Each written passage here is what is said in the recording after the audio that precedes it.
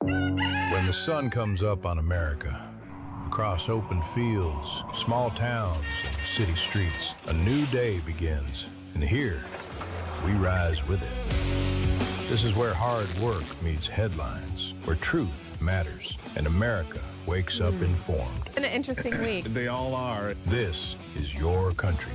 This is your morning. This is Daybreak with Steve and Ivy Gruber. America, let's do it together. Love you, Ivy. Love you too. And it starts right now. All right, welcome to it as we kick into another brand new day. It's Friday, thankfully. Glad to have you here. Hope everything's good where you are. Fighting for you from the foxhole of freedom for this country every single day. Here are three big things you need to know this hour. Number one, most heart attack patients have something shocking in their bloodstream, according to a brand new study. Microplastics. Scary revelation, wouldn't you say? Number two, U.S. jobless claims just came in and the lowest number since 1969. Yeah, since the Vietnam era. I mean, the Democrats think socialism can do better than that. It can't. And number three, let's dive right in today to Free Speech Free for All Friday, powered by the Patriot Mobile Common Sense Hotline, 877-310-9966. Let's hear what you have to say, America. I'll get to your phone calls, but not until I share one of the most precious things I've seen in a long time. Elon Musk destroyed a British reporter over and over again in a long interview after she called him a far-right activist and so much more. But this really made me smile. Roll it. Politics. You don't even live there. I think of it as the sort of the West collectively.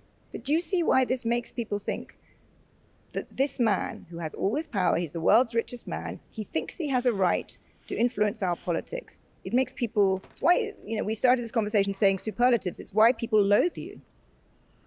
I mean, some people do loathe you. Yes, some people do. But do you understand why? Do you think what you're doing is helpful for Western democracy? Maybe some people do loathe me. And that's probably true. I don't care. But the fact that, as you pointed out, 250 million people follow me is that I think a lot more people actually like me than don't. And I think a lot more people hate you and the media more than you realize. Ain't that the truth? More people hate you and the media. He's got 250 million followers on X. Anyhow, we'll have more bites from that conversation because he just continued to eviscerate her, disembowel her. It was spectacular and very fun to watch. All right, so the Patriot Mobile Common Sense Hotline, 877-310-9966. Brock will clear your calls. Here are the rules. Keep it clean. I don't want to talk about other hosts and other shows. I don't care. Quite honestly, I care about the economy, the jobless rates, the war in Iran, the secure border, the Make America Great Again Act, whatever is important to you where you live. So let's get to it. Phil is in Michigan. Phil, welcome to it. Good morning, Steve. Congratulations on Monday's show where you bench pressed Stephen Ricker. I've got something on my mind this morning about the data center controversies that are going around. Okay, I think that the data center, I'm going to use our own state. Like I live in Michigan like you do. I'll use that as an example. And I'll start with the fact that we can start a very virtuous economic and lifestyle improvement cycle that feeds on itself in a great way. And I'll pick on just one aspect of these data center sites. There's a difference between brownfield and greenfield deployments. A brownfield deployment is where you've taken an old, inactive plot or land or factory or facility and converted it and upgraded it for the needs of a data center. Okay? Yep. Now, we've already got the ability for those who own or run or have some equity or partnership in that data center to feed energy back into the grid. There is already tons of leading edge science and development on what are called, for lack of better terms, and there's other terms that they fall under, but basically low energy nuclear reactors. Yep, modular. Small reactors. There's fission and fusion. There's a lot of issues down within, not issues, but problems that are being solved right now. Correct. And they're being solved right now by the use of this very AI that can be used for good or evil. That's a different issue. Fair point. I'm just going to talk about energy. All right, real quick. So these people put in that energy, it feeds the local environment, and then we put them in and say, yeah, you can come in, but you got to clean up the site. We need common sense regulation and deregulation. We need public-private partnership from the local, municipal, state, and federal levels. I'll leave it there for this week. That is the best comprehensive explanation of what we need and something that I've been saying here, Phil, and I completely agree with you. We have all of these brown sites, old factories that have been closed all over Michigan, all over America. Why would you drop the blade on a D9 bulldozer and go clear forests and fields to put in data centers in rural areas when you've got industrial parks, you've got factories that are closed, you've got areas that are already fully accessible to the infrastructure of a big city or a community? I agree with you. That's a common sense approach to it. Private partner, public-private partnerships, opportunity zones. You remediate the area, you have full access to it. We'll give you a tax abatement on that because we need that industry in places like Detroit, Grand Rapids, Kalamazoo, Chicago, Los Angeles. Pick your place. Phil, I agree with everything you said. Everything. Brilliant call. Let's go to Steve in West Virginia. Steve, welcome to the program. Good morning, Steve. God bless you and what you all do. I had a thought. Yes, I agree. That was funny with Elon. He couldn't have said it any better. I believe we should look at the government as a business. When the media and the politicians are continually misleading the stockholders, which are us, they should be not allowed to do that. I mean, you have people trying to sell stock that's not good stock, but they get in trouble for misleading the sale of certain individuals. I want to know what you think.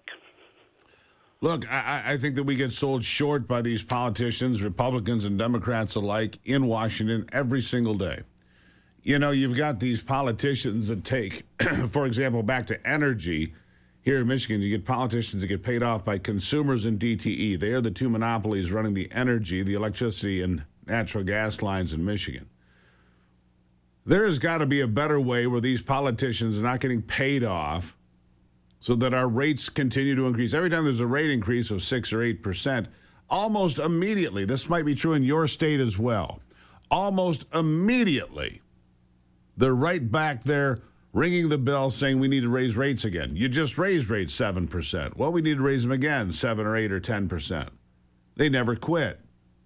And they have monopolies that we fund through our rates and through government subsidies and support. It's wrong. There needs to be competition in power and electricity.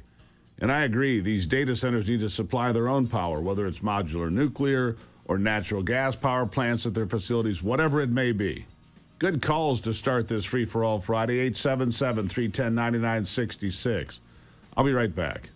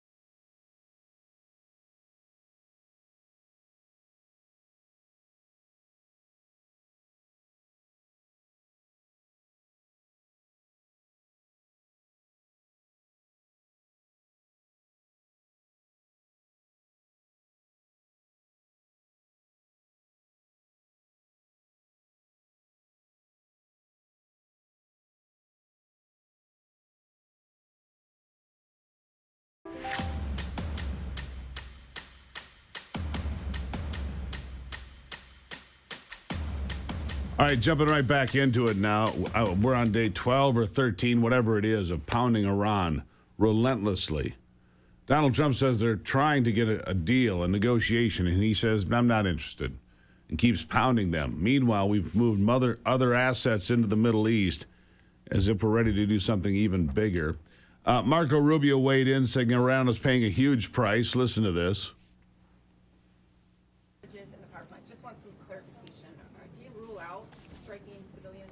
I think I saw, guys, I saw Arachi, their foreign minister, who the other day say or something about their policies, an eye for an eye. The president's policy is a head for an eye. I mean, honestly, that's what it's going to be. I mean, they will pay a very heavy price for the things they're doing. They're already paying a very heavy price. You guys don't know it because you don't cover it. You're not in Iran. You're not in the street. They don't have a free media. But they're going to continue to pay a very heavy price. Their industrial base has been decimated. Their defense industrial base has been decimated. They're losing launchers. They're losing radars every single night. They are suffering billions of dollars in damage, and their economy is a disaster. And their economy is a disaster. Of course it is. Let's get back to the phone lines. What's on your mind? Let's go to Kevin. He's in San Diego, California. Kevin, welcome to the program. Hi, Steve. We love you guys. Thank you. I was reading an article on President Obama, how he received the Nobel Peace Prize. President Trump is dealing with something and saving millions of lives. There's no doubt in my mind, if they got a hold of a nuclear weapon, that they would use it. 100%. I believe President Trump should get the Nobel Peace Prize. I really, really, truly do. I can't dispute that. Look, Barack Obama got the Nobel Peace Prize. He'd been in office like 15 minutes. He got it based on speeches, not on performance, which is the way the left works. I'm going to call it. I think he got it because he was black, but that's just me. No, it could have been, God bless. Maybe. Kevin, I don't know about that. I think he got it, maybe, because he was the hero of the left, He was going to radically transform America, and boy, did he, beginning in 2009. And we're still suffering from that. Thank you for the phone call. It's a good one, Kevin. Thank you for getting up so early for us. Look, Barack Obama didn't earn the Nobel Peace Prize. He dropped more bombs on more countries than any president in recent memory. Far more than Donald Trump, until maybe this war with Iran. But Barack Obama was dropping bombs all over the world. They didn't throw a hissy fit on the Democrat side of the aisle, did they, then? No, they didn't. Let's go to Ronnie in California. Ronnie, good morning. Hey, good morning, Steve. I didn't get up early for you. I'm staying up for you. But thank you. God, if you could give me another red-hot minute, I won't let you down. But I'll just say that what Trump did on Thursday night, all the people that are co-conspiring and helping cheat and steal the elections here in California, I think they're going to be a little bit leery about being involved with that whole stealing process when they're looking at maybe going to jail. But I could say that being an observer at the polls is worthless. And I went and observed the county election in there, and they won't let you look at anything. And so that was pretty worthless. Yeah. But, I think that this time around, we definitely, like if we went to all paper ballots, same day voting, that we would get so many seats in California back that they have stalled. And, poor Spencer wouldn't have got robbed. I agree with that. So if everybody could go down to county elections and get jobs in there and get some Republicans working elbow to elbow with these cheating, Trump-hating Democrats, because here's something, Ronnie. And it's 99% Democrats. Let me jump in here, and I appreciate the phone call, but let me jump in and say this. California and Michigan as well have ballot initiatives in November for voter ID and proof of citizenship, right? California should pass this. It's wildly popular. It's winning in the polling numbers. I expect it to pass, but they went and changed the wording on it to make it sound like it's a negative thing, would prohibit legal voters from voting unless they... It's a garbage language on the proposal, but The Save America Act can be done state by state. Do it in California. Do it in Michigan. Do it every place you can. And if that happens, we don't need the Save America Act if every state acts independently. Ted is in Indiana today. Ted, good morning. Ted, are you there? All right, put Ted on. Can you hear me? Yeah, Ted, there you are. Go ahead. Yeah. You know that program, Mike, I can't remember his last name, but he does shows on jobs. Mike Rowe. But people won't work. The thing of it is, if these young people would just go online and check into skilled trade, here in Indiana, they're screaming for skilled trade. For every 2 guys that retire in skilled trade, only 1 person comes in to fill the spot. They're screaming for skilled trade. Electricians, plumbers, all the way down to welders, and these kids, if they just check into it, they can make some good money. There's My boy, no question. He's a millwright. Yeah, they can make a fortune. They can make a fortune. You're exactly right. Mike Rowe is the guy you're talking about, who is pushing electricians, HVAC, plumbing, welders. We don't have enough welders now at our shipbuilding facilities for the United States military to build nuclear submarines. Just as an example, if you can weld, if you've got a skill set where you can weld, electricians in huge demand because of the AI centers. Regardless of what you think about the AI centers, it creates opportunity for young people to become electricians. Another place, over-the-road truck drivers, because we're throwing out all these illegals. Another thing, Steve, is they don't have to pay out the yin for the debt. That's exactly right. A good call. Greatly appreciated, Ted. Thank you very much. We'll continue with Free Speech Free for All Friday. Good calls so far. Proud of you guys. Keep bringing the heat. I will as well, right here on Free Speech Free for All Friday.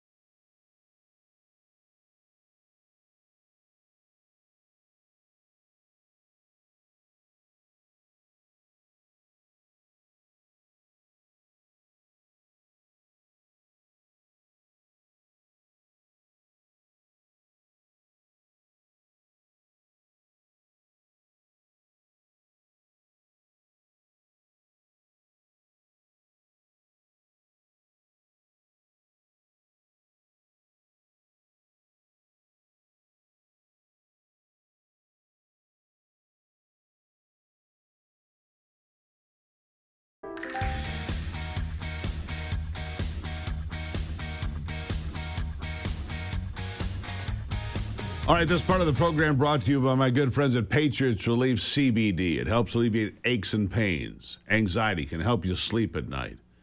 It is a tremendously well-documented approach to non-traditional relief of these things. Don't let pain slow you down this summer. Use Patriots Relief CBD. Call Tim and his family at 877-230-1776. Or visit patriotsrelief.com. Use the promo code Gruber. You'll get 40% off today and free shipping. patriotsrelief.com or call 877-230-1776. Promo code is Gruber at checkout to save that 40%. All right. Let's go back to the phone calls. Ron is in Tennessee. Ron, good morning. Hey, good morning, Steve. I really appreciate you, Ivy, Anthony, and the team down there keeping us informed. I'm retired, and I still can't sleep in. I get up every morning with you. I have a quick comment and a request to you. Go ahead. President Trump's speech was excellent, and even the somewhat conservative Fox wouldn't even expound on it. Nobody even talked about it, except you. Can you please, with these little montages that you have of like the 2018 Democrats all all talking about voting machine integrities and stuff. Can you make these shareable, these little posts, so we can share them, so we can inform the people on Facebook and such? I believe you can find those on Facebook, snips of this. They call it clipping. You can clip this show. You can find it on Facebook, X, YouTube, all sorts of different places that you can share the conversations we have here every day, and I encourage you to do so. And if you're going to YouTube, make sure you become a subscriber for free. Coming up Monday. Yes, sir.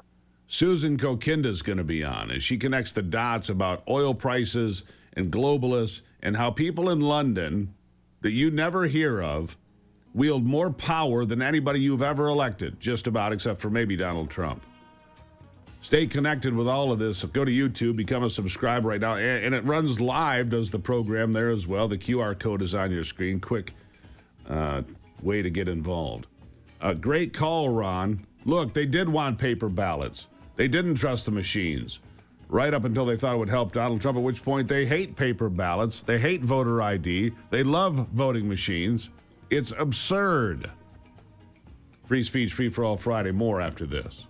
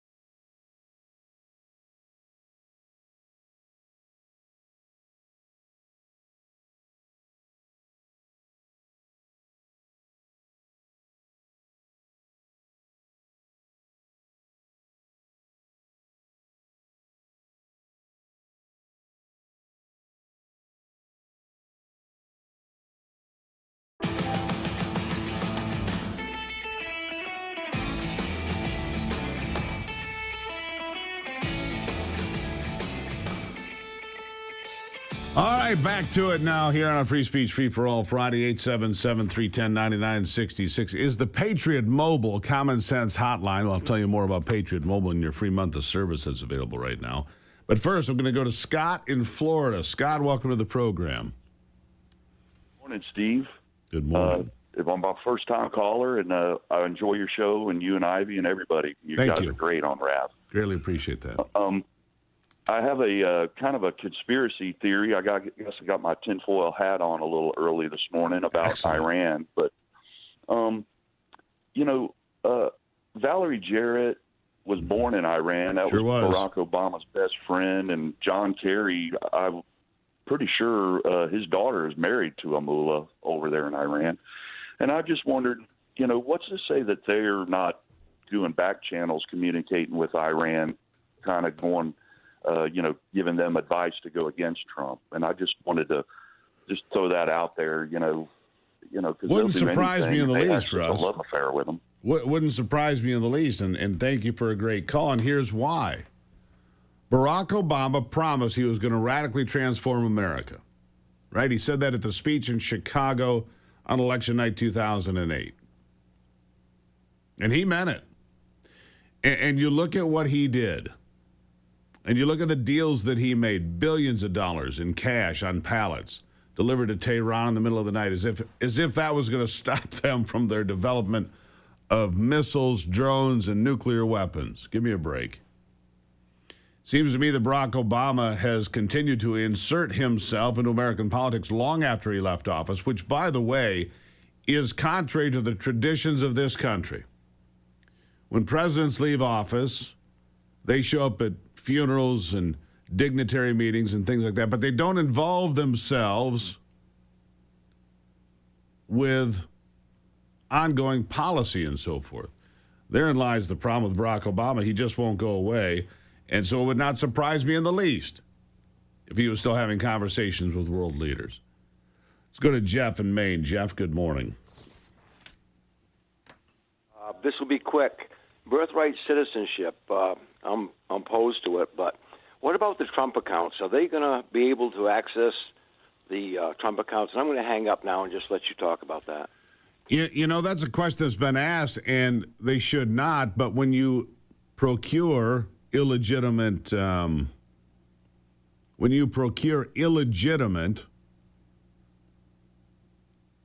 Social Security numbers, anything's possible. With what we saw in New Jersey this week, where people are automatically registered to vote when they get a driver's license, more than 35,000 non-citizens on the voter rolls of New Jersey, a place where they said that can't happen, did Governor Phil Murphy in 2023.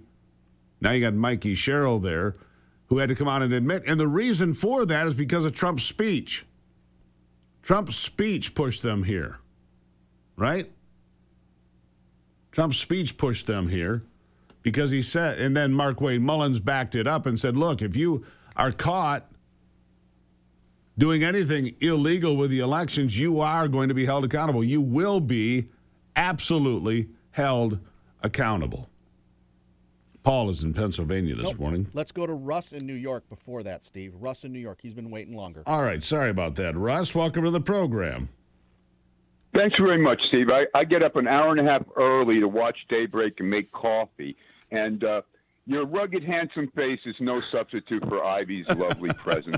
I'll give you that. But Steve, I voted for Trump twice, and I'm wondering, is MAGA losing ground to this social democracy because of blowback on the attack on Iran? And I think going after Mamdani is a big mistake because the Republicans and regular Democrats are going after him because of this Netanyahu thing.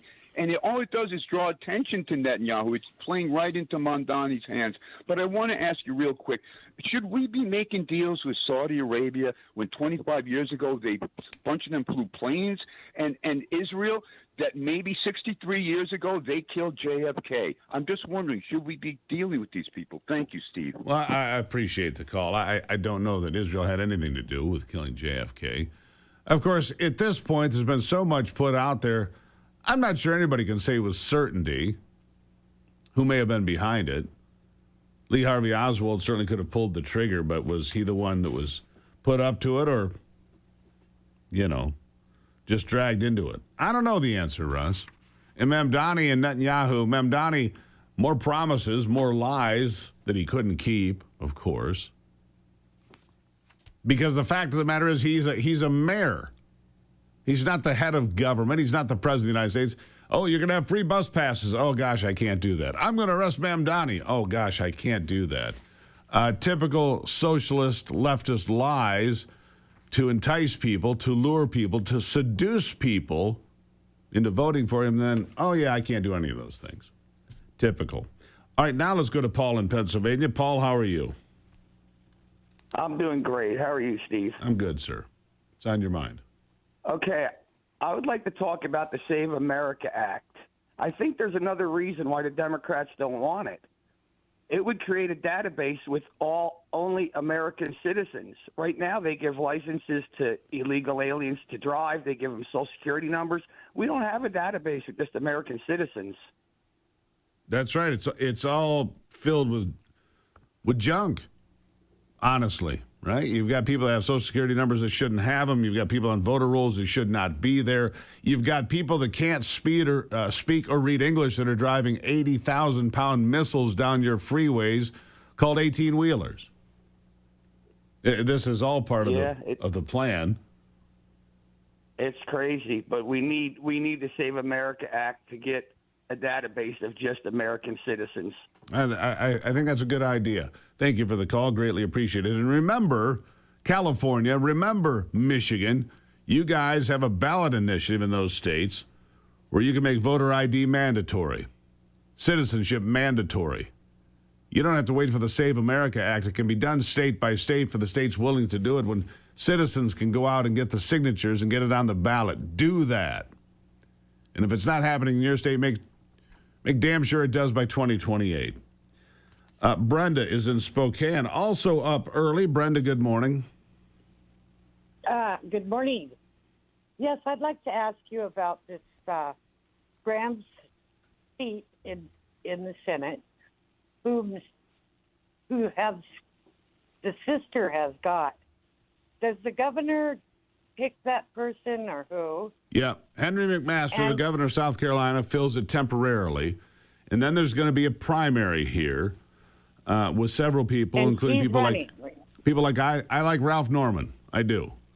That's my pick. Yeah. But the question is, Steve, so she decides she's running, right?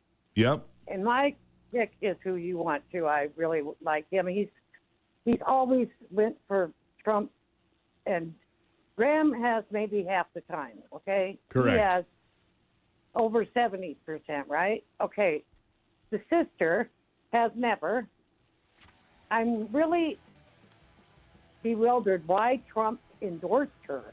Well, I think he did it out of respect for Lindsey, and he expected her to be a rubber stamp vote. But the problem is, she said, I'm not going to worry about foreign policy. I'm going to worry about domestic policy. She has zero experience in such a place. I don't know if experience matters or not, because sometimes outsiders are a good choice. We've seen that. Donald Trump was an outsider. But we'll see how the primary plays out. I do like Ralph Norman a lot, a true conservative. More of your calls and so much more. 877 after this.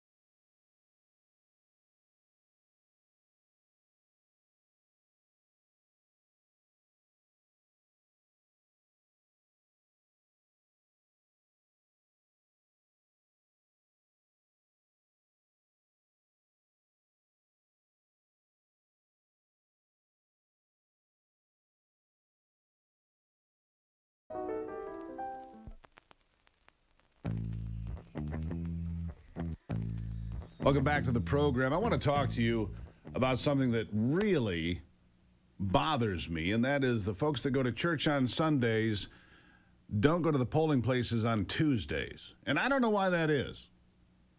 They tell us 40% of Christians don't vote. My next guest actually thinks that number is higher. But he's trying to do something about it with his company, Patriot Mobile. Glenn Story is the CEO of Patriot Mobile. Glenn, welcome to the program. Steve, thank you for having me. I just love talking with you and appreciate our friendship and our common thread of wanting to fight for this country. Amen to that, my friend. And you can't do it if you don't get involved. And look, I know there's a lot of questions about election integrity and everything, and that's all real. But I can guarantee, folks, the one way your vote will never count is if you never cast it. That's a fact. If you don't vote, it doesn't count. And so one of the things that you're doing at Patriot Mobile, the only Christian conservative wireless provider, I might add, and that's why I've had Patriot Mobile, Ivy and I have for years, is you're working to get people involved. You're trying to activate the church. What do you mean by that? Well, you just brought it up. I'm fairly confident that number 40% is way overstated. I believe that number's closer to 20%. The church should be more passionate from the pulpit and really talk about voting. Voting is a right, and quite frankly, it's a biblical responsibility to do so. And so, pastors should say, look, it's not about, well, let me back up. It's not about butts in the seats. It's about speaking the truth from the pulpit. I know your church does. I know our church tries to. We've had some challenges at times. But at the end of the day, if we speak biblical truth, then we understand that it's a responsibility for us to get out and vote. And so we're really, really passionate about activating the church. We've even launched a group called Faith Mobilized, which I'll let Jenny talk about more at another time. But it's really getting pastors to understand that it's okay to speak the truth and biblical truth in particular. Absolutely true. And regardless if it's 20% or 40% or somewhere in the middle, the fact of the matter is that represents millions of votes that don't get cast.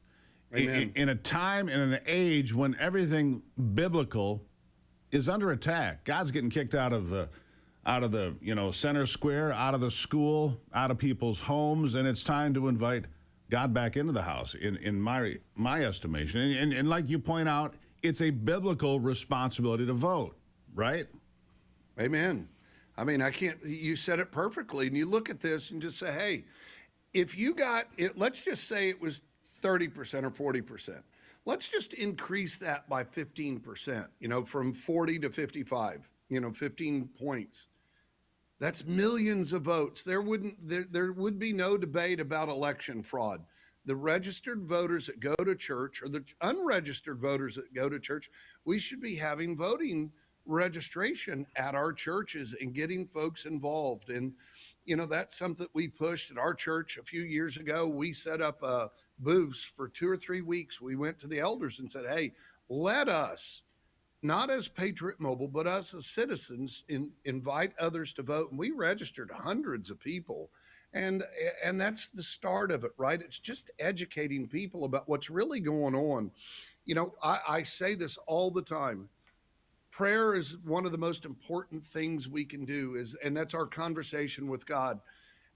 But at the end of the day, prayer without activism or being actionable is great, but with action, it's even more, right? And that's what we all have to do is say, if prayer is important, prayer with action is so much better. Yeah, and something else you say, Glenn, and I completely agree with this. Now, the church I go to, they're pretty vocal about this, but others are not. And that is, if you have this on your heart that you need to get people registered at the church, for example, hey, that's a pretty good idea. We should try that. Speak to your pastor. Talk to your pastor. Talk to your pastor about, look, you're a pastor. You have the permission slip to be bold, don't you? Hey.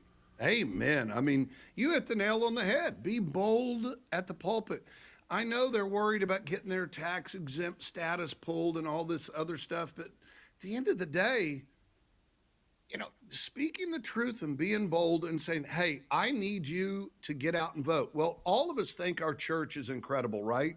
But I'd be willing to wager if you went to the voter rolls and compared those voter rolls to the actual voting, you'd find that probably closer to 20-25%, Steve. And that's why we're here, is just to persuade your audience to listen to your message, right? And I mean, go ahead. I was just getting ready to bring up One Nation. I don't know if you want me to bring it up. That's perfectly fine. We love that song, One Nation. If people know that watch this show, it's a Christian song about America and handing it forward to the next generation. And that's what we have to do in our churches. That's what the song talks about. That's what the church is about. It talks about George Washington. In fact, the first line to the song pulled from one of his prayers when he took over the Continental Congress, or excuse me, the Continental Army. And this is just an incredibly important part of American history. We are a Christian nation. Regardless of what the radicals would tell you, we are a Christian nation. Patriot Mobile's in the fight every day with this. You're not just a wireless provider. You're a company that gets, well, you stand behind what you believe in, right? Yeah, amen. We're a mission-based company. These things, these cell phones just happen to be the device or the avenue that we generate revenue from our customers. They come to us because of the mission. They see what we do in and out, and then they come to us for that reason. And then we share a part of every proceed. Every dollar we earn, we share a part with causes that support the First Amendment, Second Amendment, right to life, military and first responders. Right. And one thing I just want to point out, what you just said was George Washington knelt down and prayed. Right, that was the first president of our country, and the nonsense that's happening in school. They're telling our kids that, oh, we're not a Christian company. Well, that's just nonsense. We are a Christian country, and you are a Christian company. And Glenn, I appreciate you being here as always. Listen, if you want to take a stand, if this message moved you, go to patriotmobile.com/Gruber or call 972-PATRIOT. Join a company that believes what you believe about God, family, faith, all of it. Glenn, always good to have you, my friend. Thank you. Well, Steve, thank you for having me and allowing me to share our message. And God bless what you guys are doing, and keep it up. There you go. PatriotMobile.com/Gruber or 972-PATRIOT. Become part of something bigger.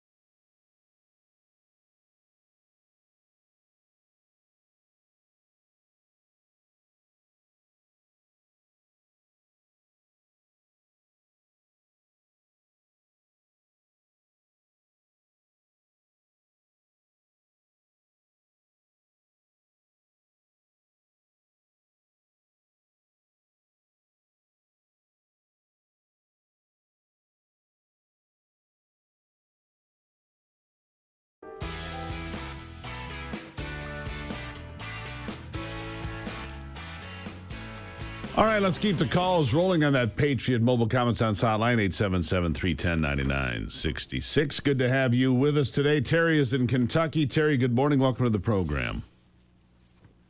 Hey, how you doing this morning? I'm well. What's on your mind? I'm just wondering why nobody in the news, RAV, Newsmax, CNN, any of them have not went and interviewed Mitch McConnell. Because he can't talk. I mean, is he can't talk because he's dead, or is he incapacitated? Weekend at Bernie's, I don't know. Look, here's what I do know. There's been no actual proof of life. There's been no update on his health condition. He needs to leave that seat before the 3rd of August so that the Republicans can put in a replacement. You see, in Kentucky, the governor, who's a Democrat, doesn't get to replace Mitch McConnell. They put that in Kentucky law about 2 years ago. So don't fear, people. And then there would be an election, a regular election, not unlike what's happening in South Carolina, from my understanding. I don't know Kentucky law perfectly well, but something would happen there. Let me grab Keith in Georgia before we run. Keith, how are you? Good morning, sir. I'm fine. And yourself? Doing well, thank you. What's on your mind? Listen, I wanted to say real quick, I'm a Patriot customer, too, and I've spoke with Glenn. He's a true speaker and a true seeker. Good man. I called to say, I'm also for Norman, too. When you was talking about your guest Monday, that perked my interest because someone that left Newsmax years ago and is with Rab now, they had a person on and they were talking about how England has had their hands around our throats since the Revolutionary War. Susan Kokinda, that's what I'm talking about. Yeah, Susan Kokinda. You can check out an hour of her with me on Monday on the podcast Forgotten America. Forgotten America. Okay. 7 o'clock or 6 o'clock? It drops at 9 o'clock on YouTube on Monday mornings. 9 a.m. Go to YouTube. No, okay. Find Steve Gruber. I got to run. Thank you for the call. There's a little plug for the podcast. Don't forget to check out GhostBed, my friends. We love it. You can try it for 101 days. You'll get 10% off. This is a sleeping system that helps me and Ivy sleep better than we ever have. GhostBed.com. Promo code Gruber. You'll save 10% off the best price of the year. They are a great partner for this program and make it possible every day. GhostBed.com. Promo code Gruber.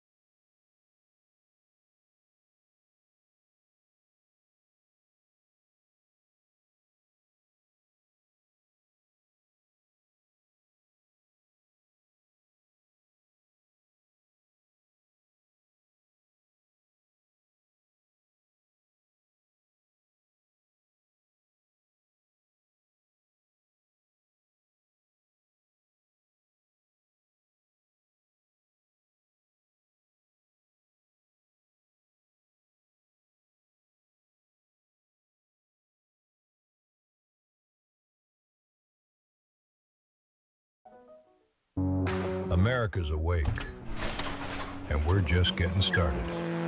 The headlines that matter, the stories they won't tell you, and the voices fighting to be heard. This is your country, your morning, your daybreak with Steve and Ivy Gruber. A new hour starts right now on Real America's Voice. All right, let's jump right into it. Three big things this hour here on Daybreak. Number one, a federal court has given another red state the green light on its newly drawn congressional maps. Tennessee will be putting another Republican in Congress come November as a result. Number two, well, the EU and NATO countries have been reluctant to help the United States in its effort to take out Iran's threats against, well, everyone. Bulgaria is stepping up with full support and an Air Force base for us to use too. Bulgaria. And number three, let's dive right into Free Speech Free for All Friday, powered by the Patriot Mobile Common Sense Hotline, 877-310-9966. Ivy's diving right in as well. Ivy, good morning. Good morning. Look at that, pretty in pink. Oh, thank you. Very nice. I want people to hear this because you're being told the same thing you get told every election cycle. Oh, the Republicans are going to lose. Oh, the Democrats are going to win. I don't think the socialist message sells. Neither does the former Speaker of the House, Newt Gingrich. He has this message for Republicans. Listen up. We have Republicans, if they do it right, have a chance this fall to win one of the greatest victories in American history and to begin to rival Thomas Jefferson in defining their opponents as so clearly anti-American that they have no space in the American political system. There you go. Define the socialists, Ivy. Continue to pound that drum as we do here, telling the truth about people like Graham Plattner and James Tallarico and Abdul El Sayed and all the rest. Yeah, they're leftists. I wouldn't necessarily call them socialists, but which are different. And also, I think, too, Republicans really need to remember to focus on economy, what's coming up. You know, we're not going to be feeling a lot of the influx of all the investments that have come into the United States quite yet. So I think we have to remind people, hey, look at all of this investment is coming into America. Think about here in the next couple of years how incredible that's going to be for jobs and the economy and everything else. Yeah. I heard the president say yesterday, I wish I was going to be the next president because, boy, are they going to benefit from everything we're doing right now. Exactly. I thought that was pretty funny. Exactly. By the way, the U.S. weekly jobless rates plunged to the lowest level since 1969. Outstanding. Another indication that the economy is doing better. Inflation came in lower than all 63 so-called experts predicted, so things are getting better. Who are these experts? You want to hear from some callers, Ivy? Yes, let's do it. All right, Ken, you're up. North Carolina. Ditto, Steve and Ivy. I enjoy your show. I just wanted to say I enjoyed also the song y'all released. Woo-hoo. The message and all was really good. Thank you. Well, thank you. Wanted to make a suggestion about the catching of big fish. Usually, you know, when you go to fish, you catch fish with minnows. So these criminals that are involved with all these crimes and fraud and taking advantage of taxpayer, funds. Yep.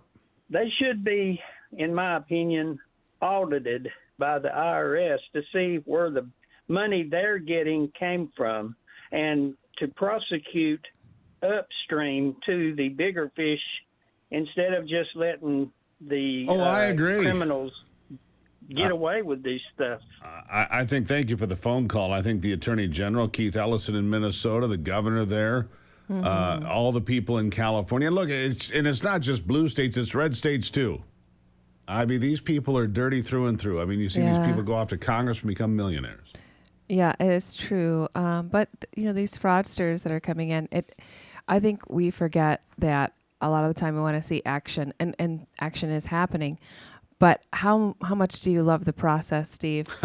When it comes to litigating and prosecuting these cases, it sometimes takes years. Birthdays come and go, anniversaries come and go. The process grinds on. We have to continue to prosecute, search. There has to be some checks and balances maybe there's a task force that needs to be put in place for finding these things out long term. And prosecuting. But prosecution takes time, so that's the thing. Everybody wants instant results. We're not going to get that, but we're getting there.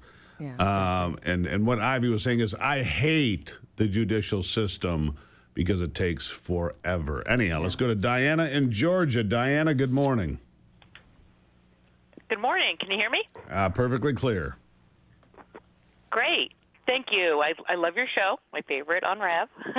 I want to talk about the topic of the data centers. All right. Here in Georgia, we've had several companies wanting to build the data centers, and we've been fighting them. I'm in rural Georgia.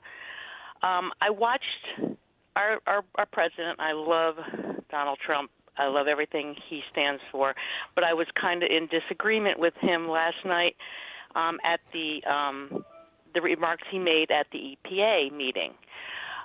He kind of bashed Georgia with not taking in these data centers. These data centers are taking a lot of farmland. Yeah, see, there's the problem. Our water supplies, they want to build on the natural watersheds. They're going to be taking a lot of electricity. He's saying that, it's going to give Georgians a break for 5 years. Well, what happens after 5 years? Yeah, he is selling the ratepayer protection plan.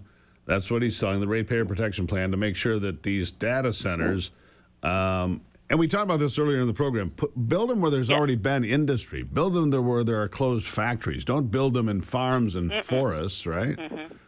We agree with you, Diana. We agree. And he said they're beautiful. They're not beautiful. These are ugly buildings. And my concern is, we're pushing the farmland. We're pushing bring back the farmers, help them out. But we're taking hundreds and thousands of acres of land in rural Georgia, just saying Georgia, and all over the country, to build these things. Dan, I think a lot of people agree. Out. I got to leave it there, but I think a lot of people agree, and Ivy and I talk about this. When we run down the highways and we see these solar panels mile after mile after, it's ridiculous. It's a damn eyesore. It's ridiculous. It's an eyesore, and Ivy, you point out, once you do that, it's not going to be a farm field again, is it? No, it certainly isn't. All of the runoff of pollutants that occur, if you get a hailstorm, if you get any sort of storm, it ruins those solar panels, and then everything, all the minerals and whatever it is, materials that are inside go inside of the earth. Yeah, just go right down. So you can't farm those lands anymore. I do think I'm torn about the data center situation. I know that it is a need in terms of infrastructure-wise, but I don't agree with why do we need to use farmland? Why do we need to use forests? There has to be a better solution for this. Yeah, like industrial parks, things like that. That makes a lot more sense, especially because since COVID, I can imagine still. Commercial property is not what it used to be. So if places are sitting empty, can we create mini versions of this? Does it have to be some giant compound? That's a fair question. Why let's do they come have up to with be so big? solutions instead of, Instead of plowing the farm fields in the forest. I agree with you. Pretty good point. Why do they have to be so big? Can't we make smaller data centers? It's a good point, Ivy. Nice to see you this morning. Love you. Nice to see you, Steve. Love you. Pretty in pink today, isn't she? Very nice. 877-310-9966. Other business to take care of also straight ahead.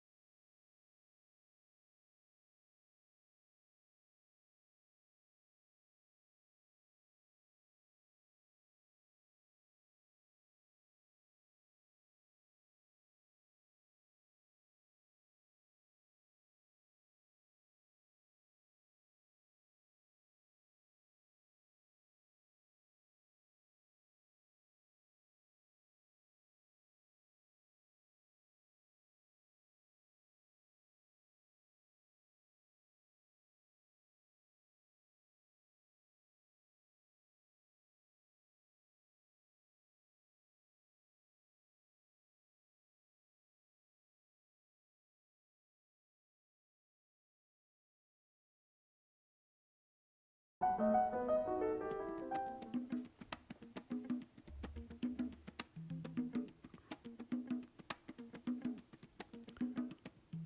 right, I want to cover a couple more things while we're at it here today. Glad to see you. Glad you're on board with us and with us. Lauren Gruhl is the Associate Counsel for the Wisconsin Institute for Law and Liberty.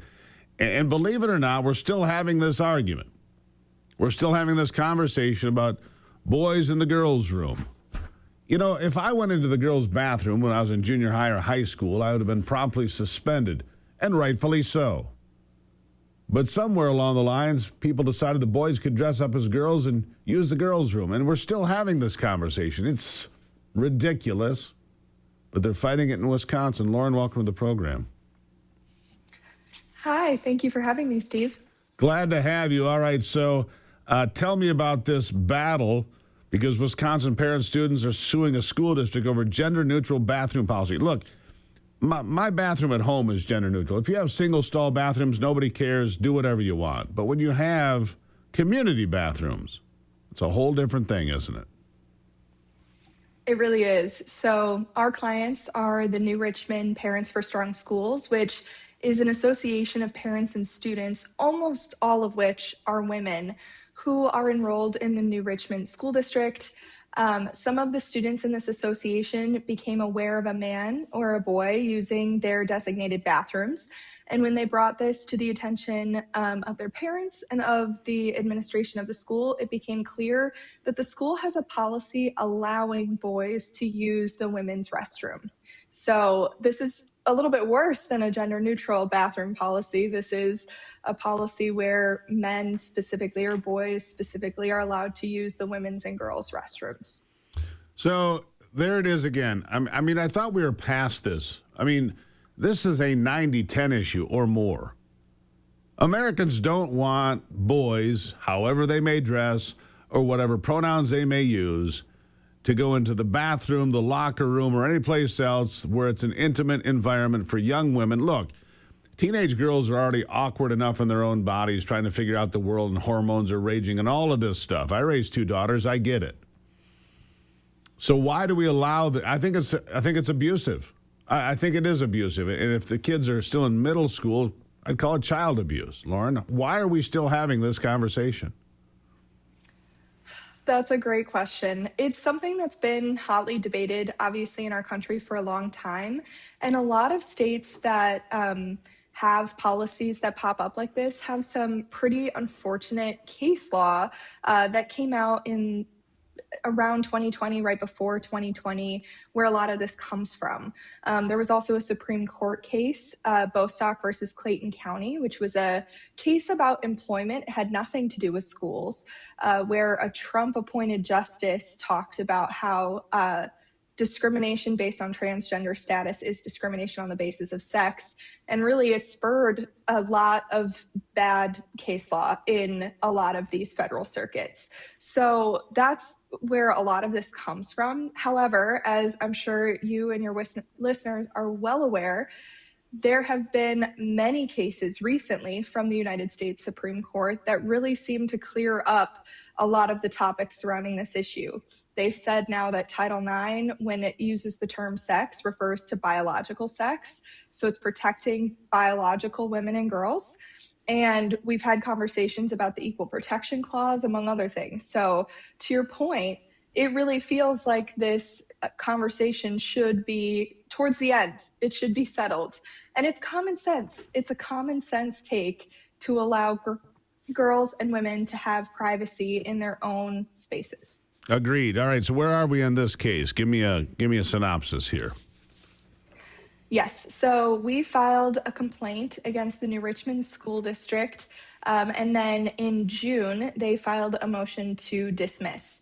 So we're currently in the stages of briefing that. Essentially, they think that the entire case should be thrown out before it gets to any judgment on the merits because of some of this case law, which is really an interesting argument to make because the claim that we have here is that these women and girls are experiencing a violation of Title IX because they are missing out on educational opportunities, waiting to use a single stall bathroom because they don't feel comfortable in their own bathroom with a man. Yeah. So What's interesting about some of these cases that they cite to, particularly here in the Seventh Circuit, which is the step right below the Supreme Court for Wisconsin, Illinois, and Indiana, is that all of those cases had to do with boys, or it has to do with biological women, transgender boys, using the boys' bathroom. The court specifically doesn't talk about at all any of the harms to women and girls because there was nothing on the record about it, because it was a girl using the boys' bathroom. So this is a novel issue. And for that reason alone, the motion to dismiss at this stage is an interesting argument to make. We'll see what happens. Lauren, you keep us up to date on this one because we highlight these cases every chance we get to show the absurdity. I appreciate you being here. Thank you for having me, Steve. Lauren, thank you very much. Wisconsin, please nominate Hong, the socialist, to be your Democrat for governor. Let's get back to the phone lines on this Free Speech Free for All Friday. Rick has been patient. He's in Kentucky. Rick, good morning. Yeah, morning. You there? Yeah, what's on your mind? In 2022, Kentucky was in on a beta test for a device called a wireless monitor device. Mike Lindell was heavily involved in it, and what it was something to prove that our polling stations was going online, and the courts blocked them from being used. It was going to be a device even people can put in their vehicles and actually monitor what's going on in the polling places, and the courts blocked them from being used. And people were going to be able to go online and watch real daytime on what's going on in your polling place and actually pinpoint which device was sending out the information. No, that'd be a good thing to have, Rick. I really appreciate the call. Look, I think that what happened in New Jersey this week was the intended response from Donald Trump's speech. When Mark Wayne Mullen says, we will hold you accountable, you will pay fines, you will go to jail if you play games with election integrity or participate in fraud. And suddenly New Jersey comes out and says, oh, we've got thousands of non-citizens on the rolls. That was the intended response. Back after this.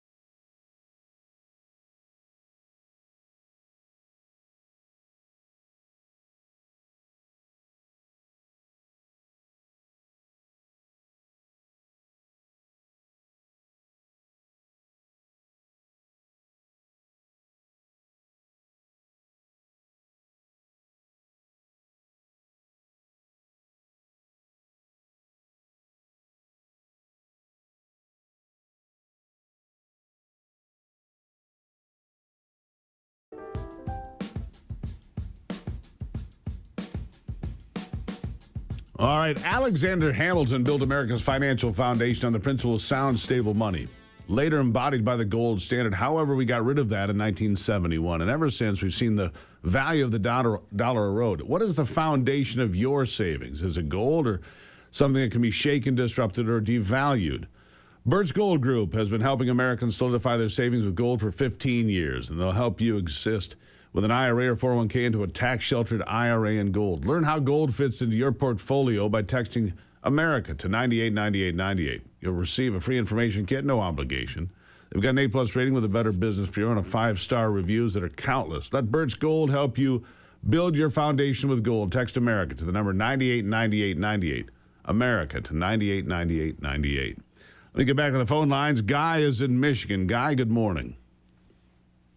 Good morning. I have a couple of questions. What do you and the people think about Anthony Hudson for governor of Michigan? And also, is anything being done about the Islamification of Michigan? Those are my two questions. Well, you know, the first question is Anthony Hudson has been vocal, but look, he's not really in the race here. and I'm not to insult him. Anybody can run. I appreciate it, but there really are only two candidates in the race, and that's John James and Perry Johnson. That's the bottom line on that.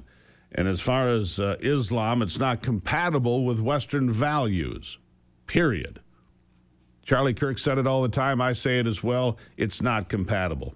Let's get to Ernie in South Carolina. Ernie, welcome to the program. Good morning. Good morning. I got to talk to you last week for the first time.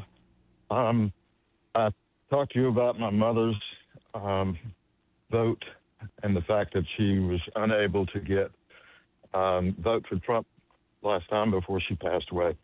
But this show's been so great this morning. I wish there were something on cable TV so that people that don't follow you and your thoughts could learn something. Be nice, wouldn't it? It would be nice. It's so much in this morning's show is just absolutely awesome, and I thank you very much for doing what you do. Ernie, thank you. I got to run. I'm sorry that's all I got for you today, but I'm up against a hard break. But look, we're all responsible for telling the truth about this country, about elections, about the future, and about the evils of socialism and communism. It's everybody's job. Back after this.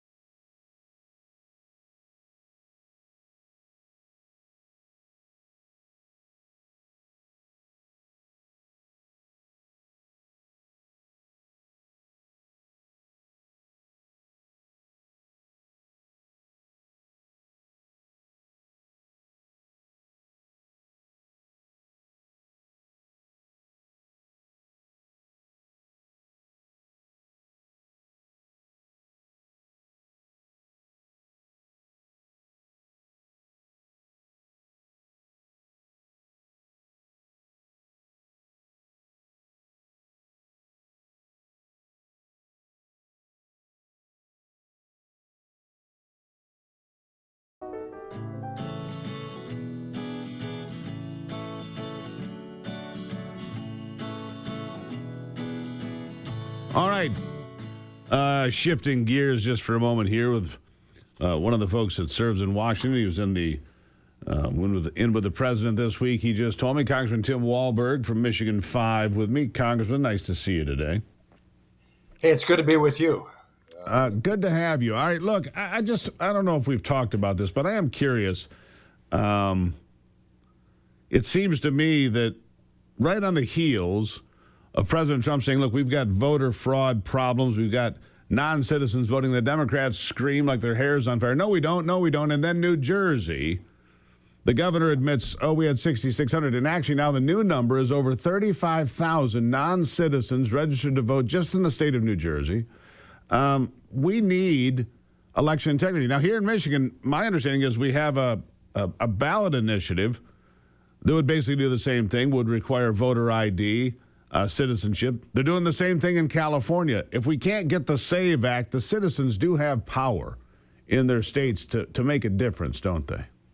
They really do. And the frustration that citizens have that we can't get the Senate, at least as of now, to pass the SAVE Act when the House passed it twice this past week. Yeah. Twice with a majority vote of, two votes. We got it done, and we've did it 4 times before that. That's all been over in the Senate. They have the opportunity. I was glad to hear the president come out very vocally yesterday afternoon calling for John Thune and the senators to pass the SAVE Act and a number of other things that we sent to them this week, unbelievably so. So Michigan can decide on its own, and I hope that gets our people out to the polls to vote for the referendum vote that will give us election security in Michigan. We'll go past our lame Secretary of State who's running for governor now. Remember that, and don't elect her to the governor's office, Jocelyn Benson. Elect John James to do the job. But we can go past them, and Michigan can secure our ballots on our own, even if the rest of the nation doesn't do it. So I think California's going to do it. And wouldn't that be a shakeup to the Democrat machine in California? They even went so far as to change the language on the ballot initiative here I just saw. It would prohibit legal voters from voting. You know how you have to have that little sentence at the top of ballot initiative? They made it so negative and so onerous and ominous. They are shameless, Congressman. They're absolutely shameless. All right. We're talking of communists. Remember that. Well, fair point. Your subcommittee held a hearing examining your legislation to bridge the digital divide. What are you working on? The PLAN Act, which basically for the first time gives significant emphasis to make sure that all our communities are on the digital divide. We have broadband capabilities and that the regulators have a clear understanding of where we're at by having an undersecretary directly related to making sure that we have done all that's necessary so that people in rural districts, people in urban districts, people little served and people no served, ultimately will have that opportunity. In my district, the 5th District of Michigan, we've seen the maps that are out there indicating that there's full service in a county when in fact it's just a slight corner of the county that has capability of being online, having the internet through broadband, and it's just not working that way. So this is a bill that I introduced, I think, 6 years ago. We've been working on it, and finally it had a hearing that bode very well, talking to the chair of the Energy and Commerce Committee, the committee on which I used to sit before I took the chairmanship of education. And he's given me pretty good certainty that they're going to move it forward to the floor of the House.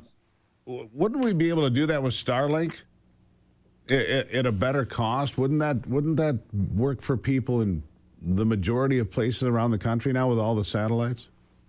Yeah, it works for some, but there's some blockages that take place as well. There's also the concern of what could happen with the Chinese Communist Party and the huge blanketing of space with their satellites and the capability of warfare to take out Starlink as well. So I think it's a multiple approach to it. And my PLAN Act will indeed take in consideration those things as well. Yeah, I know that during the Biden administration, they set aside billions of dollars and connected just about nobody. I mean, they spent all sorts of money like they always do. and suddenly nothing happened. This is why people just go, what are they doing with our money, right? Yeah, and a lot of that money is still sitting in states, and I mean, we had major sources of funding for various things, including COVID, that our governor still has sitting in pots that haven't gone to the local communities. So, no, I think this effort through the Plan Act will cut through the chaff that's out there and the lingo and the spin and tell us what really is happening. Fair enough. I mean, it's important. It's an interconnected world. You got to be plugged in. And if you want to move at the speed of everything that's going on, you got to be plugged in, that's for sure. Few people want to be off the grid. I respect them for that, but most people want to be connected and figuring things out. Well, that can be your choice. And the same with data. Yeah. China's going to control the data and AI, or we are going to control the data and AI. The type of malign indoctrination that's going on, even about data centers. Let me ask you about that, because here's something that's come up, a conversation we've been having here with callers, and I've been suggesting the idea. Why can we not go to places that are already, factories that have closed down, places that are already developed, industrial centers, in industrial parks and so forth? Why can't we go there and build data centers as opposed to plowing fields and farmland and forests? Wouldn't that make more sense? Especially, for places like Detroit or Kalamazoo or Battle Creek, where you've got places that have already been developed. They're part of the infrastructure, would bring jobs there. Isn't that a better plan forward? Well, it could be. I think all options need to be on the table. But again, we are at least still, until more and more communists get control of government, which the Democratic Party is attempting to do. Yeah. But it's still free enterprise. And if a farmer wants to sell his or her land, and a data center is looking for an appropriate amount of space to put this on, and in many cases not to run up next to a community, which gives more problems. Even on the brownfield sites, there are communities that say we don't want this big, huge entity there. Well, that's the challenges they have. But I think the heads has to get straight, and all of us. And while I say it's up to local communities, you're responsible for your community. You make your decisions, but don't let some of these influencers that are out there, which I believe are Chinese Communist Party influencers, break down our opportunity to have the data centers that are necessary, hopefully put in the right spots, but the type of dollars that will be dangled before property owners in those places makes it difficult, even for a farmer who loves his or her land. Hard to look the other way. You got that right. Congressman Tim Walberg, got to leave it there for today. My friend, always good talking to you. Have a good weekend. We will have that. We'll be pure Michigan this weekend, and I hope you will be. Thank you, sir. Yeah, and if a farmer's sitting there and they wave millions of dollars in his face, you can't blame that guy. But I also think we should be looking at brownfields and industrial parks and other places for possible use for data centers. We got to put it all out there. It can't just be one thing. I'll take a break. Get back to your phone calls here on a Free Speech Free for All Friday, 877-310-9966.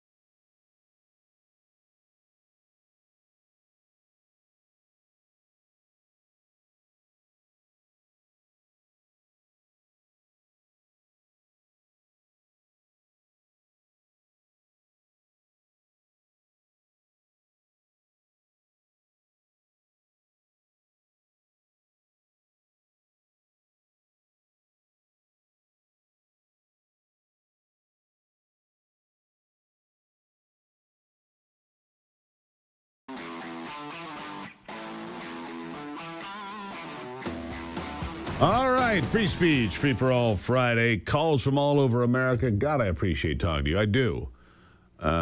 Because you are the common sense folks that are the backbone of this country. I want to get back to the phone lines at Common Sense Hotline 877-310-9966 from Patriot Mobile, of course. Chuck is in Indiana today. Chuck, good morning. Good morning, sir.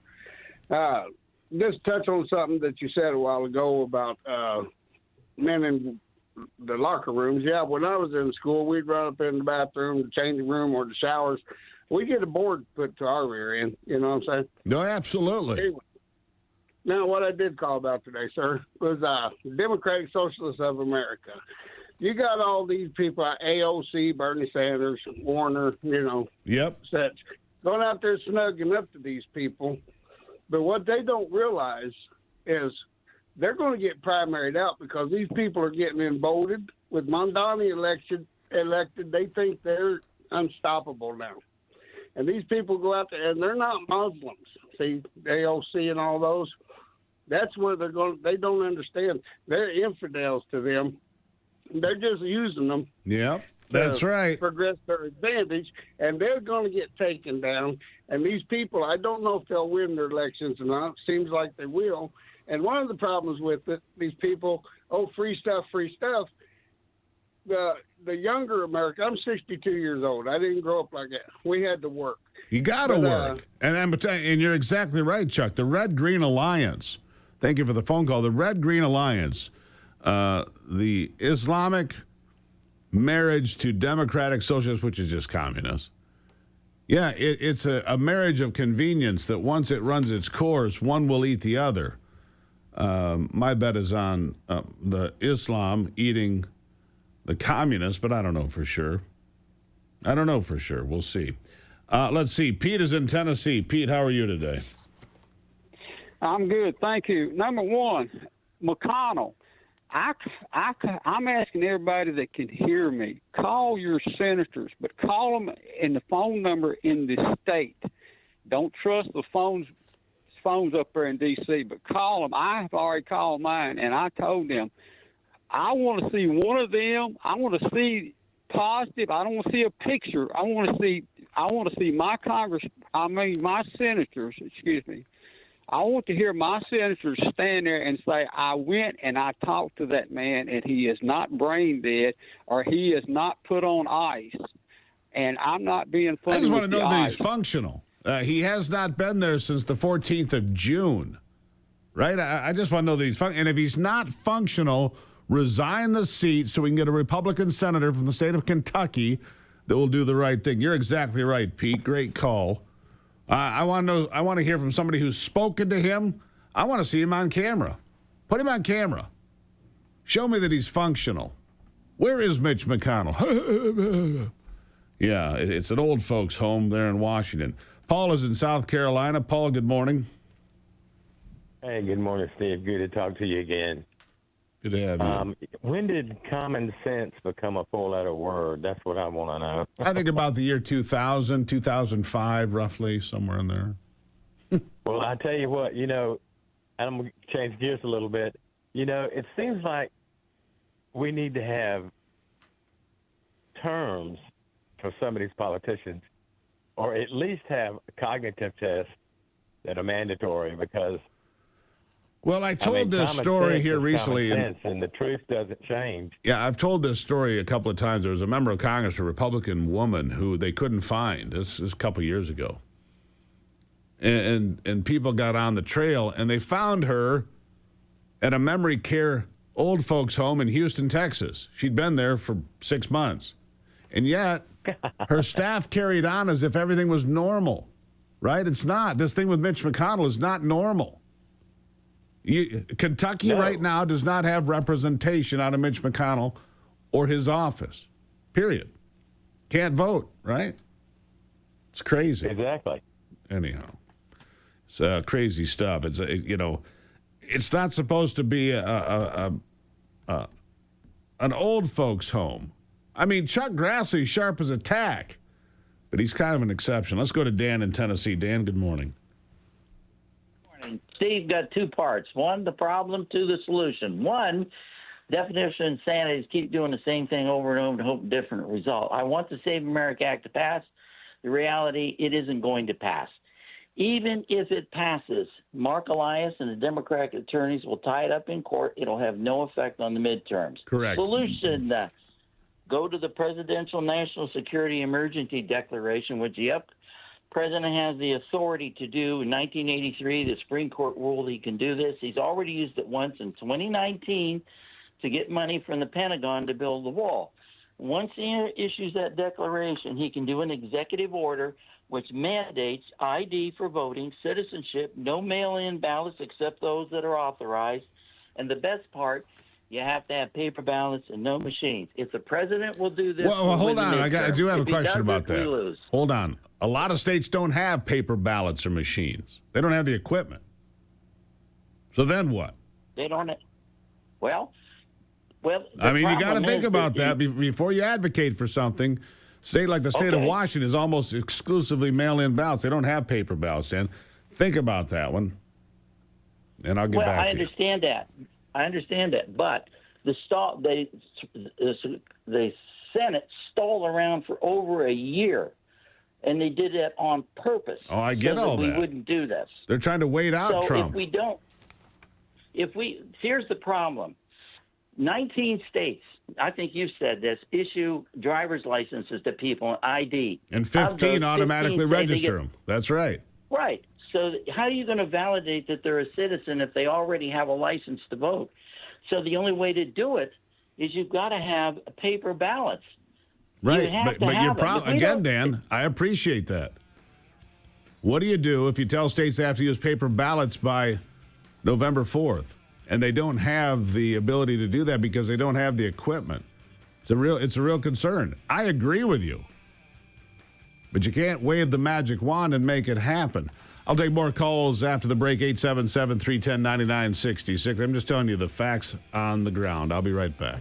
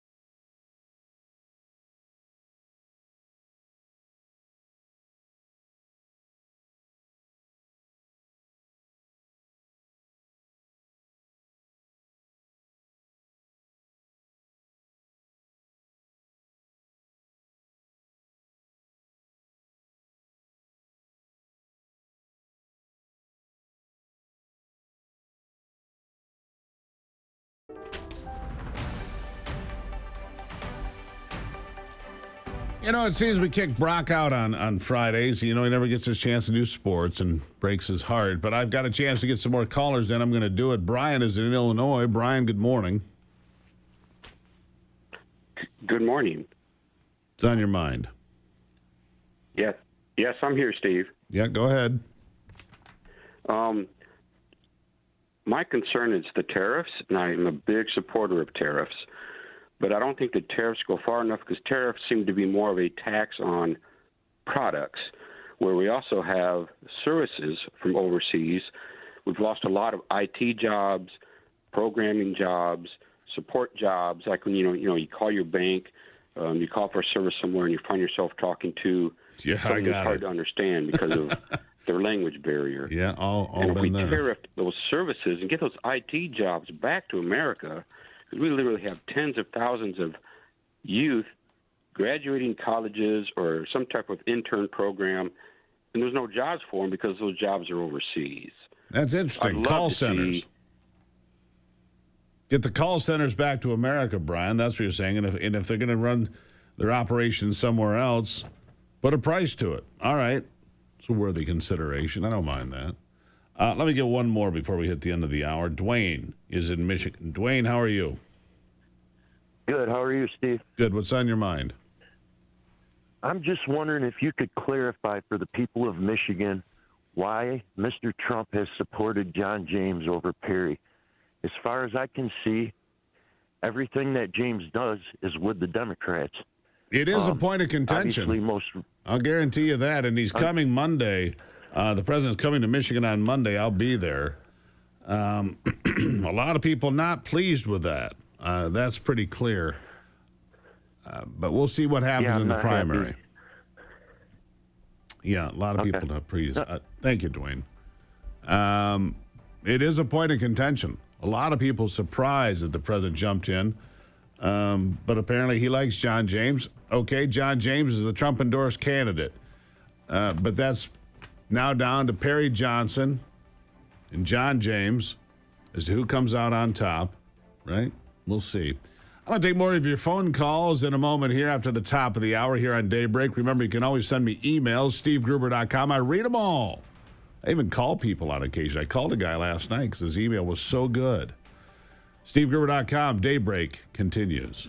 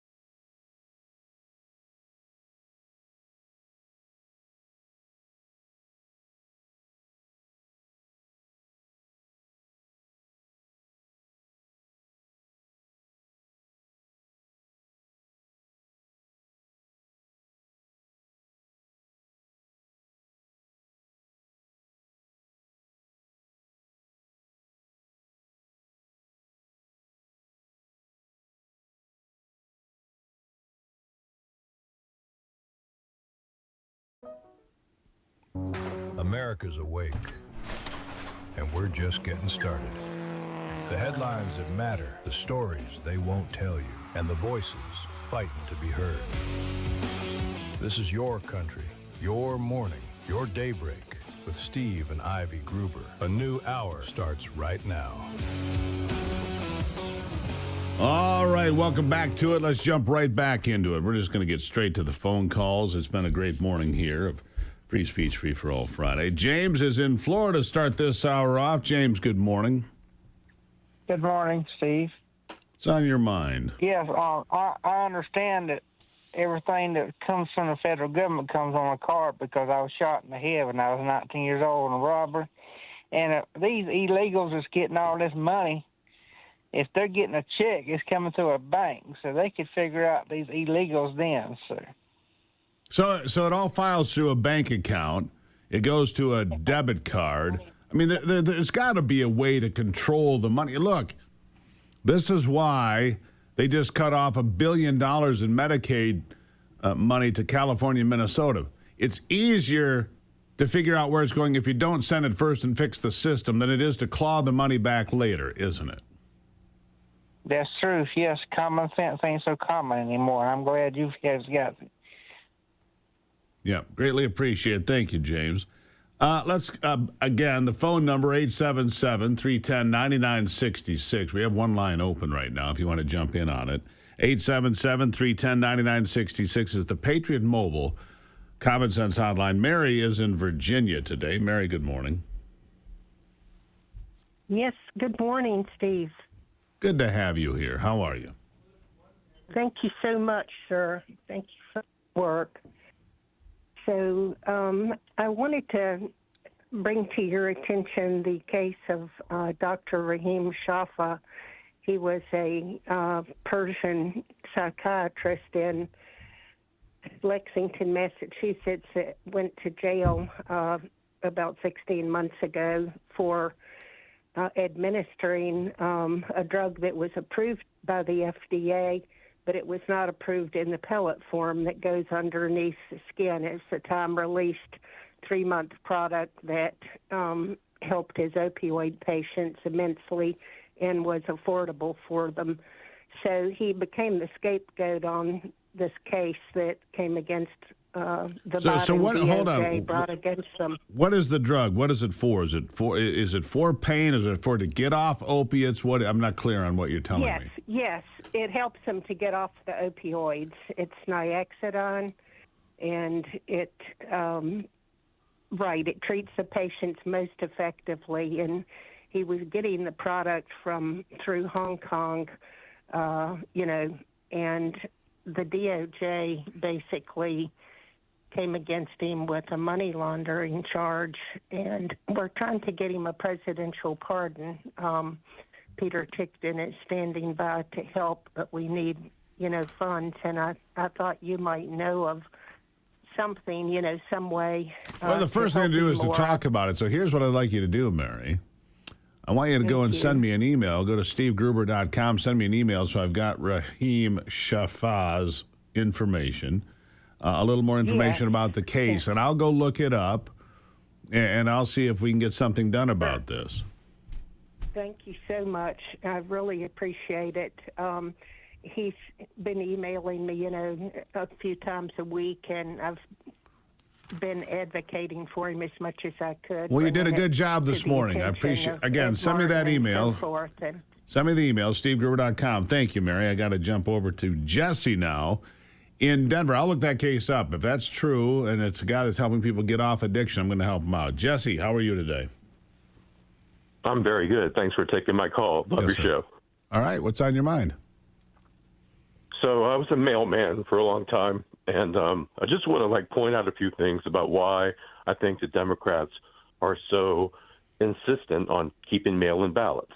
Okay. So what happens in Colorado here is everyone gets a mail-in ballot, everybody. Yep. So what happens when you get a mail-in ballot that has a different name on it at your house? Well, you got a legal document there or a government document. So you'd probably put return to sender and send it back. Where does it go back to? The clerk of court, who's in charge of the clerk of court, Secretary of State. And so On the outside of the ballot, it has your name. On the inside of the ballot, it has an envelope that you would mail back that actually has your name. Right. But the ballot doesn't have your name, doesn't have anything. So all these states, they take those ballots, and you know that they have all these people on the voter rolls that don't exist or are dead, or they can use their name. And that's the big scam that's going on right now, especially in California with this last election. What do you think? As a former Postal Service employee, as a mailman, what do you think about the Trump idea or demand that the mail-in ballots, you have to provide ID before you can mail in a ballot, which I agree with, by the way. You can't just send out somewhere in the hinterlands and mail ballots in with no proof of who's sending them in. How do you feel about that? That's what they need to change about this system. Like if you want a mail-in ballot, you have to have a reason why you want a mail-in ballot. Either you're out of the country, or you're working, or you're not in your state, or whatever. You don't just send everyone a mail-in ballot, and then all these residents get like a prior resident that lived there, and you just put return to sender and send it back to the clerk of court. Well, once they separate the ballot from all of the envelopes, they can do whatever they want. All right. I like it, Jesse. Thank you for calling in. I appreciate people that have experience in the right places, sir. Thank you very much. I'm going to jump to Jack in Toledo. Jack, good morning. We got about 2 minutes here, brother. Good morning. How are you doing, Steve? I'm good. We got about 2 minutes, just so you know. Okay. So I'll make it real brief. First of all, I think that the unemployment data is good. It's not great. It's seasonally adjusted, and you really have to look at the same time of every year so that you compare this week with the same week of 1969. That's fine. It's good data. It's not great data. Secondly, there is a real need for President Trump to use his constitutional powers to hold a special session of Congress to get rid of all these hurdles that he's facing right now with the SAVE Act, with appointments. He just needs to tell them, you're staying in session through the summer until we get the appropriations bills passed and until we get the SAVE Act I agree passed. with that. This Senate, this House, stay at work. You don't get a month off for vacation. Not now. Not at this critical juncture in American history. Go ahead, Jack. And the House has the ability to tell the Senate that they cannot recess. And the same is true with the Senate telling the House that they can't recess. And so President Trump just needs to use Article 2, Section 3, and hold everyone in session until we get the appropriation bills passed and the SAVE Act passed. Get it handled. Jack, I appreciate the phone call. It is that, if it's that simple, they should just have it done, but we'll see what happens. If I get a moment with the president, I'll ask him about that on Monday. He's coming to Michigan. Jack, thanks. Have a great weekend. Special programming note here. The feed, the streaming is going to end a little bit early here today. My apologies, but we have to do a little bit of updating here. So the stream is going to end. Don't worry, back first thing Monday morning. Then I'll be at the Trump rally on Monday. I'll have coverage of that coming up on Tuesday of the program. Until then, I'll take a break and be back on Daybreak.